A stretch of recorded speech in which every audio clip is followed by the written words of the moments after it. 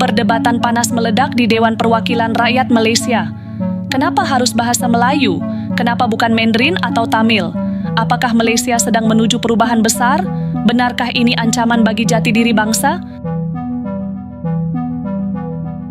Malaysia, negara yang dikenal dengan keberagaman budayanya, kembali dihadapkan pada perdebatan sengit di parlemen.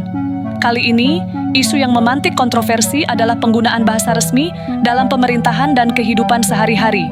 Sejumlah anggota DPR mempertanyakan, kenapa hanya bahasa Melayu yang diutamakan?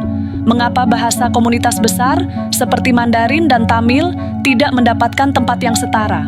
Apakah ini bentuk diskriminasi atau perlindungan terhadap budaya lokal? Nak tak nak, kita kena akui bahawa kaum Cina lah yang telah banyak membangunkan ekonomi negara kita. Maka, kita kena berterima kasih kepada kaum Cina di Malaysia. Nak sombong buat apa? Benda betul kan? Sikap suka berniaga dan melabur orang Cina ini telah menguntungkan kita. Meskipun tidak ada hak istimewa seperti kita, meskipun dilihat sebagai golongan kelas kedua, tetapi mereka masih mampu mengangkat martabat mereka. Saya berharap agar lebih ramai usahawan Cina yang dapat membantu peniaga-peniaga Melayu, India, Sabah, Sarawak, dan orang Cina pun kena berterima kasih juga kepada orang Melayu, India, Sabah, Sarawak dan sesiapa sahaja yang selama ini telah menyokong perniagaan orang Cina di Malaysia. Kan bagus kalau kita boleh hidupkan suasana berterima kasih antara satu sama lain. Barulah harmoni negara ni. InsyaAllah saya akan aktif dalam politik. Kalau kalian nak tahu parti mana, ikutlah saya punya perkembangan. Sejarah mencatat bahwa bahasa Melayu telah menjadi bahasa resmi Malaysia sejak kemerdekaan. Namun, dengan populasi multi-etnis yang kuat, banyak pihak yang merasa bahwa bahasa komunitas mereka seharusnya juga memiliki kedudukan yang sama. Fakta menarik, sekitar 22% penduduk Malaysia adalah keturunan Tionghoa. 7% lainnya adalah keturunan India. Bahasa Mandarin dan Tamil telah digunakan selama berabad-abad di Malaysia. Dengan angka tersebut, wajar jika muncul pertanyaan, mengapa bahasa Melayu masih mendominasi? Apakah ini masih relevan di era modern?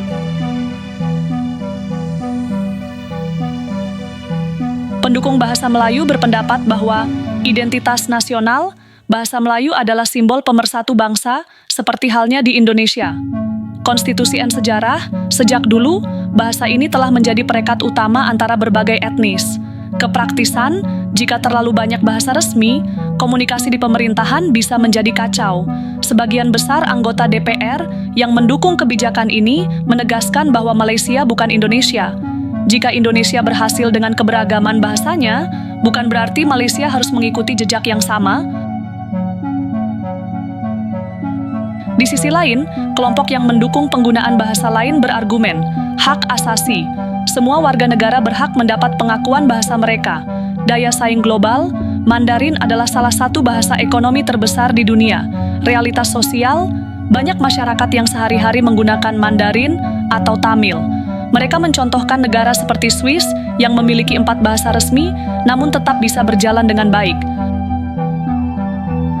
Saat perdebatan memanas, beberapa anggota DPR secara lantang menyatakan, kita ini Malaysia, bukan Indonesia, jangan samakan kebijakan bahasa mereka dengan kita. Namun, di sisi lain, ada yang menanggapi, jika kita ingin maju, kita harus lebih terbuka terhadap bahasa lain. Malaysia milik semua rakyatnya, bukan hanya satu kelompok. Saat perdebatan mencapai puncaknya, salah satu anggota DPR menyatakan dengan tegas, Malaysia bukan Indonesia, kita punya jalur sendiri dalam menjaga identitas bangsa. Namun, di sisi lain, ada yang menanggapi, jika kita ingin menjadi bangsa maju, kita harus lebih fleksibel terhadap kenyataan multikultural kita. Pernyataan ini memicu reaksi beragam. Ada yang mendukung gagasan mempertahankan bahasa Melayu, sementara yang lain menekankan bahwa Malaysia perlu lebih adaptif dan inklusif. Menurut kelompok ini, Malaysia bukan Indonesia, yang memiliki banyak bahasa daerah dan harus mencari jalan tengah. Mereka percaya bahwa mempertahankan bahasa Melayu adalah solusi terbaik untuk masa depan yang stabil. Sejak kemerdekaan, bahasa Melayu telah ditetapkan sebagai bahasa resmi negara. Namun, sejarah mencatat bahwa sebelum era kolonial, Malaysia telah menjadi pusat perdagangan dengan berbagai bahasa digunakan, seperti Mandarin, Tamil, Arab, dan Inggris. Debat ini tidak hanya soal bahasa, tetapi juga tentang arah kebijakan Malaysia di masa depan. Haruskah Malaysia tetap mempertahankan bahasa Melayu sebagai satu-satunya bahasa nasional, atau sudah saatnya membuka peluang bagi bahasa lain?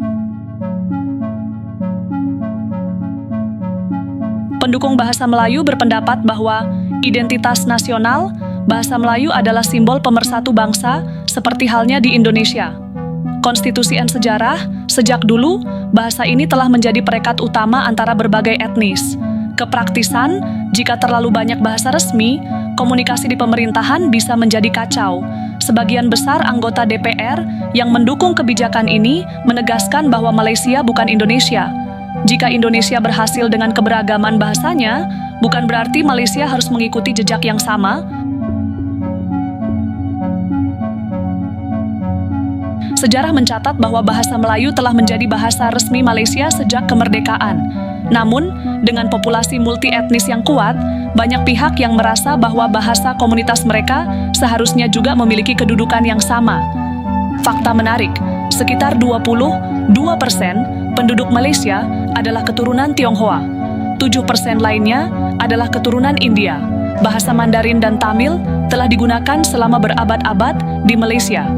Dengan angka tersebut, wajar jika muncul pertanyaan, mengapa bahasa Melayu masih mendominasi?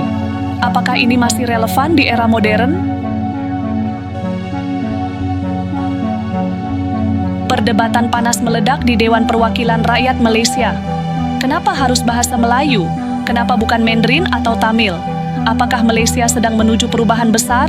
Benarkah ini ancaman bagi jati diri bangsa? Malaysia, negara yang dikenal dengan keberagaman budayanya, kembali dihadapkan pada perdebatan sengit di parlemen. Kali ini, isu yang memantik kontroversi adalah penggunaan bahasa resmi dalam pemerintahan dan kehidupan sehari-hari.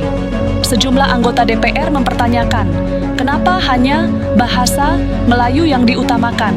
Mengapa bahasa komunitas besar seperti Mandarin dan Tamil tidak mendapatkan tempat yang setara? Apakah ini bentuk diskriminasi atau perlindungan terhadap budaya lokal?